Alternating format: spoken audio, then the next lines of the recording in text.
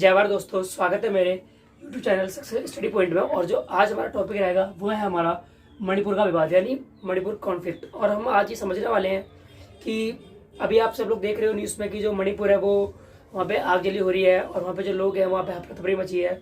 अभी तक वहाँ पे कई लोगों की जान जा चुकी है और यहाँ पर कुछ लैंड्स को लेकर विवाद है यानी ज़मीन को लेकर विवाद है जो हम आज समझने वाले हैं। तो चलिए शुरू करते हैं अपने टॉपिक को, मणिपुर कॉन्फ्लिक्ट को।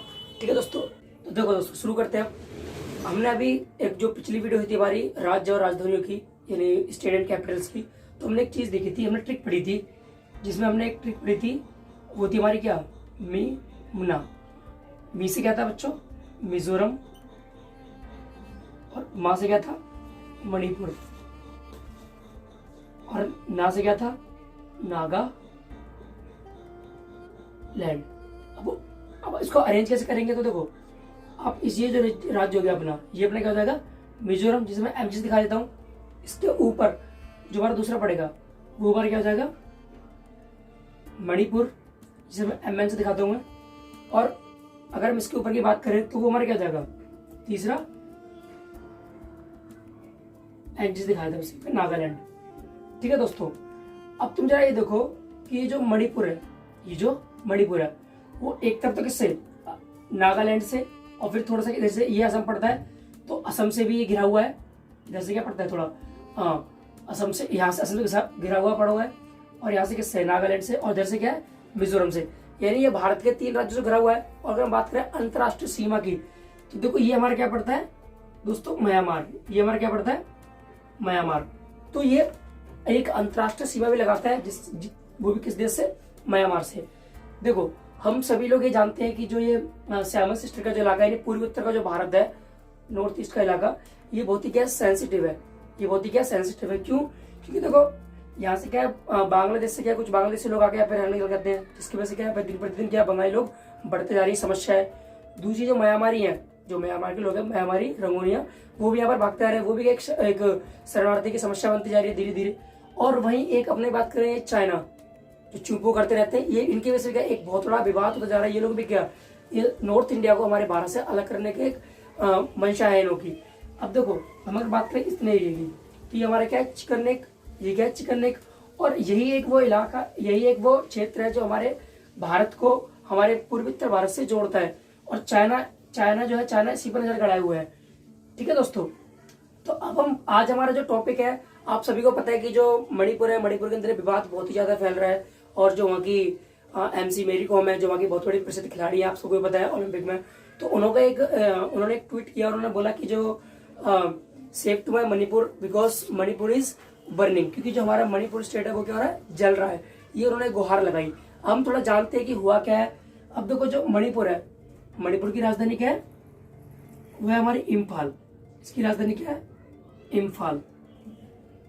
ठीक है दोस्तों, अब जो मणिपुर की राजधानी इम्फाल है, और अगर हम बात करें थोड़ा इसका भौगोलिक परिस्थिति की, तो देखो हम सभी को पता है कि जो देखो यहाँ से अगर आप आओगे, ये हमारा क्या है, पूरा हिमालय पर्वत है। यहाँ से अगर आप आओगे तो ये क्या, हमारा पूरा हिमालय पर्वत है। ठीक है दोस्तों, ये हमारा क्या, हिमालय पर्वत है। तो हम एक तरीके से ये कह सकते हैं कि जो मणिपुर है ना, जो वो क्या एक पहाड़ी इलाका है, वो क्या एक पहाड़ी इलाका है। मणिपुर के अगर हम थोड़ा इतिहास के बारे में बात करें तो ये 1981 में, कब दोस्तों, 1981 में ये ब्रिटिश के अंडर में आया। किसके अंडर में आया, ब्रिटिश के अंडर में आया। उसके बाद फिर 1949 में ये मर्ज हुआ इंडिया में, और 1962 में, 1962 में ये एक यूटी बना।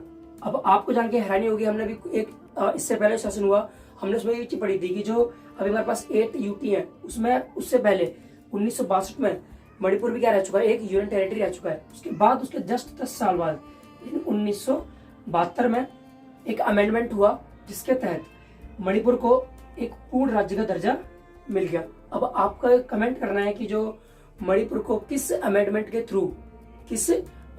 थ्रू इसको एक पूर्ण राज्य को घोषित किया गया। तो चलिए हम शुरू करते हैं कि एक्चुअली में जो विवाद हुआ है वो है क्या। अभी आपने थोड़ा इसका इंट्रो पढ़ लिया कि मणिपुर की जो स्थिति क्या है, वो क्या है ना, 3 राज्यों से घिरा हुआ है, उधर से मिजोरम से, असम से और नागालैंड से। जो इसकी जो भौगोलिक परिस्थिति है दोस्तों, वो मुख्यतः ये क्या पहाड़ी इलाका है। ठीक है, इसकी जो राजधानी है वो क्या है, इम्फाल है।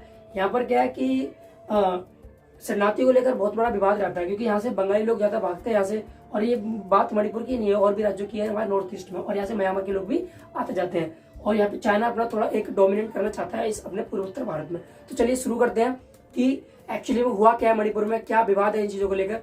ठीक है दोस्तों, चलो तो हमसे थोड़ा सा एक बड़ा मैप बना लेते हैं। चलो अब हम एक अलग से एक सेपरेट मैप बनाते हैं किसका, मणिपुर का, ताकि हम ये समझ सके परिस्थितियों को कि एक्चुअली में जो विवाद हो रहा है, जो हिंसा हो रही है वो क्यों रही है। तो देखो हम अलग से मैप बनाते हैं मणिपुर का। तो देखो हम थोड़ा अप्रोक्सीमेटली बनाए मणिपुर का जो मैप अगर बनाए तो ऐसे करके,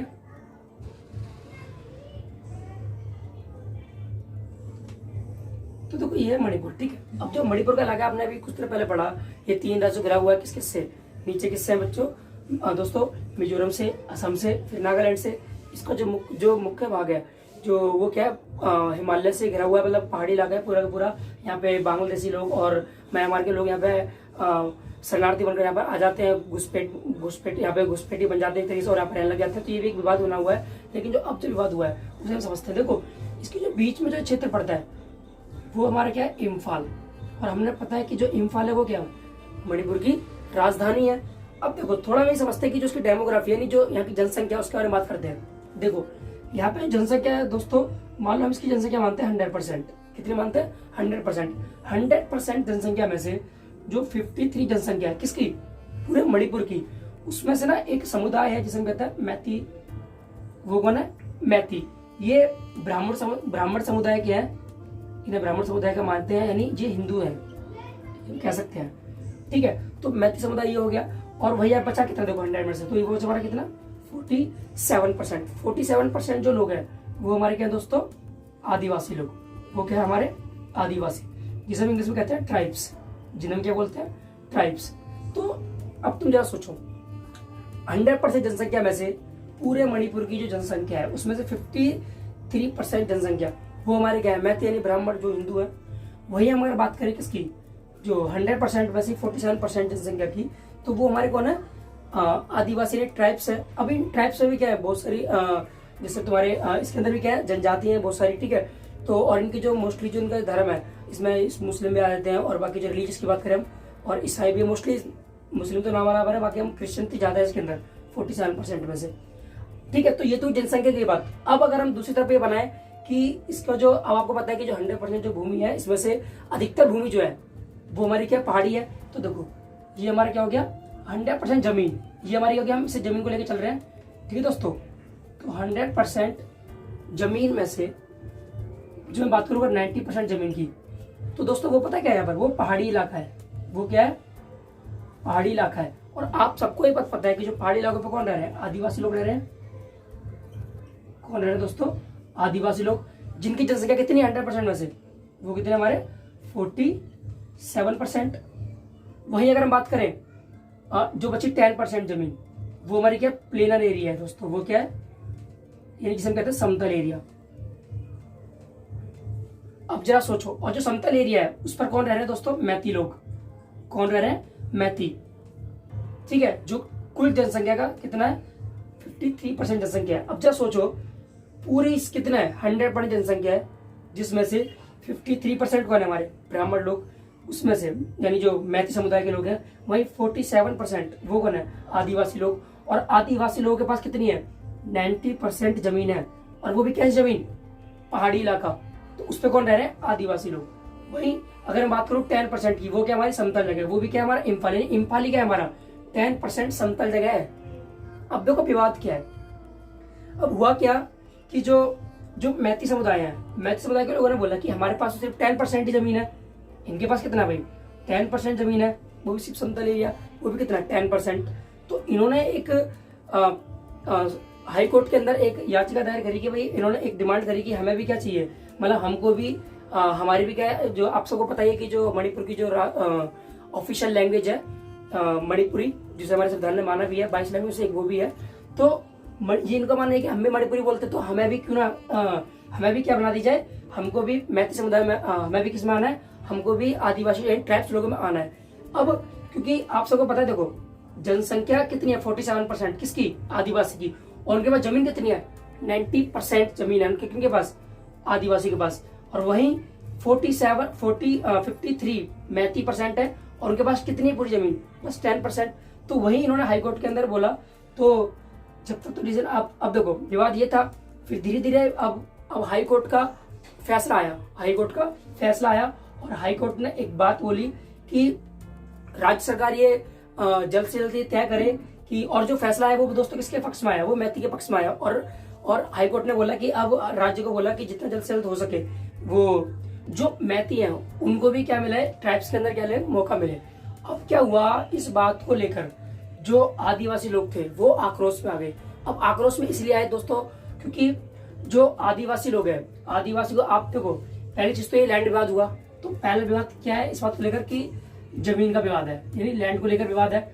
दूसरी चीज, हम सबको पता है जो ट्राइब्स लोग होते हैं वो पहाड़ी रिमोट एरियाज में रहते हैं। अब वहां पर क्या है कि इन लोगों को कुछ सरकारी जो कार्यालय होते हैं उनके अंदर या सरकारी जो नौकरियां होती है उसमें कुछ छूट मिलती है किन्हों को, जो ट्राइब्स लोग होते हैं, इसे हम ST कहते हैं ना, शेड्यूल ट्राइब। तो उसी में आने की बात कर रहे हैं मैथी। और उसके अलावा जैसे कॉलेजेस वगैरह हो गई, स्टूडेंट्स या स्कॉलरशिप, मतलब एजुकेशन सेक्टर्स में ना बहुत ज्यादा छूट मिलती है किनको, ट्राइब्स को। अभी लेकिन यहाँ पे बात पता है ट्राइब्स की, यहाँ पे बात पता है एजुकेशन की नहीं है, ना ही सरकारी नौकरी की है, बात यहाँ पर इस चीज की है, लैंड विवाद है कि जो आदिवासी लोग हैं वो बिल्कुल भी नहीं चाहते कि जो मैथी हैं वो इनको हक को मारे, क्योंकि एक तरीके से आदिवासी को हक मारा जा रहा है, ये आदिवासियों का कहना है। वहीं अब हुआ क्या, जैसे ही हाई कोर्ट ने ये फैसला सुनाया, उसी वक्त आदिवासी जो लोग थे, ट्राइब्स के लोग इम्फाल की ओर बढ़ गए। कहाँ की तरफ बढ़े, इम्फाल की ओर बढ़े।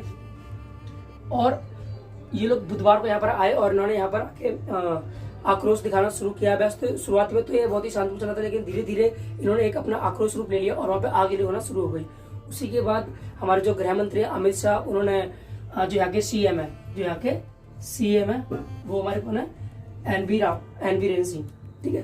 तो NV रेन सिंह को बोला कि भाई ये थोड़ा इसको शांत करने की कोशिश करें। फिर बाद में आके जो यहाँ के जो गवर्नर है वो रंजीत सिंह ने यहाँ पर इमरजेंसी की बात लगाई और यहाँ पे और एक बोला कि स्टूडेंट साइड करनी, जितने भी उपद्रवी है और या फिर जो यहाँ पर आगजनी कर रहे हैं उनको स्टूडेंट साइड करें, जो भी दिखे कि जो आगजनी कर रहा है उनको जान से मार दिया जाए।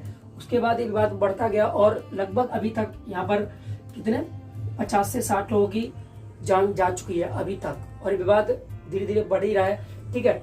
लेकिन अब यहाँ पर जो शांत करने के लिए गृह मंत्रालय के अंदर जो हमारा अर्धसैनिक बल यानी CRPF आता है, तो उसी से एक निकली हुई सारगा है रैपिड फोर्स, उसको यहाँ पर भेजा गया ताकि यहाँ पर शांति कायम की जा सके। और अभी फिलहाल में धीरे धीरे यहाँ पे शांति कायम हो रही है। तो ये था हमारा क्या मणिपुर का विवाद। तो मैं एक बार आपको रिकैप करता हूँ ताकि आपको कंफ्यूजन ना हो। देखो मणिपुर क्या है, मणिपुर की जो राजधानी वो इम्फाल है दोस्तों। इसके अंदर क्या है, जमीनी विवाद है। जमीनी विवाद क्या है कि जो 90% जो कौन है हमारे 90% पहाड़ी इलाका है यहाँ पर और 10% क्या प्लेन एरिया है। जो प्लेन एरिया है दोस्तों, तो यहाँ पर क्या है मैती लोग रहते हैं, जो पूरी जनसंख्या का 53% है। वहीं मैं अगर बात करूँ किसकी, तुम्हारे आदिवासी लोगों की, तो वो 90% जमीन उनके पास है, वो भी पहाड़ी इलाका, और वो कितनी है कुल जनसंख्या का 53% है, 47% है। अब यहाँ पर मतलब और मैथियों ना ये याचिका एक हाईकोर्ट के अंदर ये डिमांड करी कि हमें भी क्या एक हमें ST घोषित कर दिया जाए, यानी हमें भी शेड्यूल ट्राइब पे डाल दी जाए, क्योंकि वो भी क्या मणिपुर के क्षेत्र के लोग हैं और वो भी मणिपुरी भाषा बोलते हैं, ऐसे उनको वो उन्होंने बातें बोली हैं, तो उसके व्याकरण को भी क्या शेड्यूल ट्राइब दे दी जाए। लेकिन इस बात से कौन ना खुश है, इस बात से आदिवासी बिल्कुल भी खुश नहीं है। इसी बात को लेकर विवाद हुआ है बुधवार को लेकर। तो आई होप तुम्हें ये पूरी चीज समझ में आई होगी, ठीक है दोस्तों। और ये था पूरा हमारा क्या मणिपुर का विवाद, ठीक है। और आपको अगर एक सेशन पसंद आया तो प्लीज एक बार कमेंट करें, और जो भी इसके रिगार्डिंग जो इम्फाल है आई मीन जो मणिपुर है, फिलहाल में भी धीरे धीरे इसकी जो स्थिति है वो सुधार में आ रही है, क्योंकि वहाँ पर क्या है जो रेप्रेक्शन जो फोर्स है वहाँ पर जा चुकी है और धीरे धीरे वहाँ पर शांति कायम हो रही है, क्योंकि जाकर जो गृह मंत्री हैं उन्होंने यहाँ पे बहुत सारा मतलब अप्रिशिएट किया कि लोग थोड़ी शांति कायम करें, ठीक है। तो ये हुआ हमारा क्या मणिपुर का विवाद। दोस्तों हम सबकी यही होप है कि जल्द से जल्द जो मणिपुर का विवाद है वो शांत हो जाए। और अगर आपको ये सेशन पसंद आए तो प्लीज़ इसे लाइक और शेयर करें, और मिलते हैं ऐसी नेक्स्ट वीडियो में। तब तक के लिए जय हिंद, जय भारत दोस्तों।